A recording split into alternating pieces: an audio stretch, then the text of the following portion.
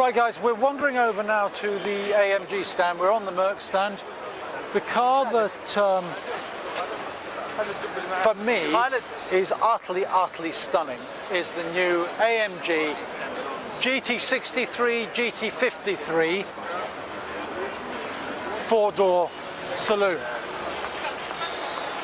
Now the platform is pretty much the CLS platform, so it's a different body though, different inside, and tweaked in a number of different ways. This is the 53. I think the 53 has 429 HP, and the 63 comes in two versions, a 579, or it comes in a 630 brake horsepower edition. Purely combustion engine in the GT63, but a mild electric version in the 53. Now this car can't be powered entirely on its own steam, electric wise, but apparently the electric motor is used to supplement the power, so to give you additional performance. Again, huge LED screens in both the infotainment centre and the dash in front of you. Love these. The air vents in the centre of the console, carbon fibre, nicely finished car. Slightly old-fashioned in the way that it has the roof. Would have expected a panoramic roof in this, but I guess it's more about performance than it is about glass roofs.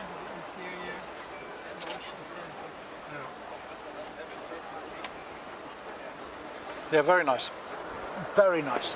And definitely going up against the Panamera here. No question of that. Decent legroom without being overly cavernous, I would say.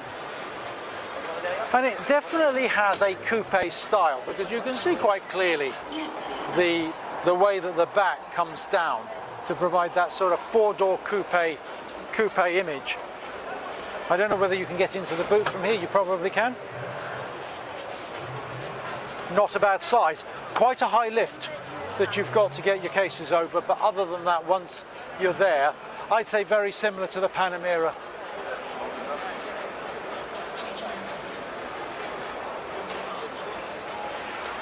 We're coming round to the driver's side. Actually got the screen on there.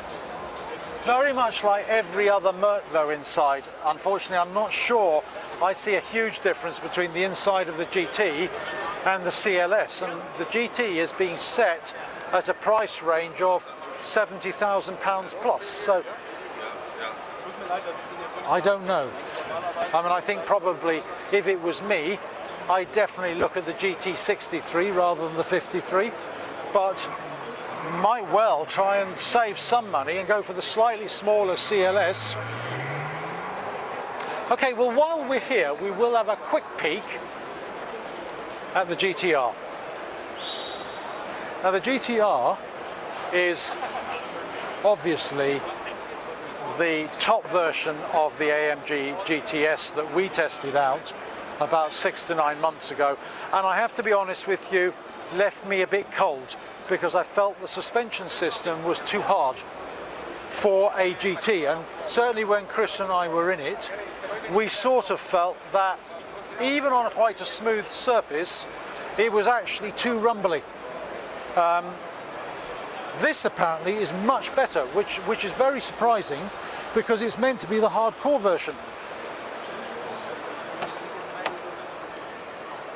Just give you a quick look inside.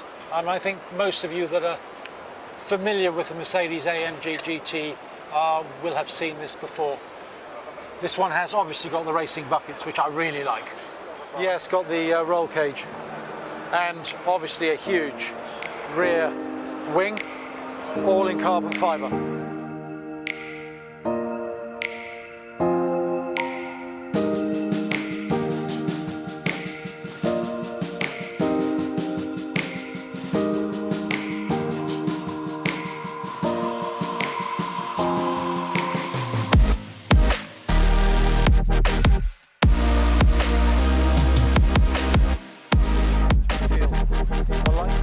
And I like the dash and the central information screens that are in front of the driver.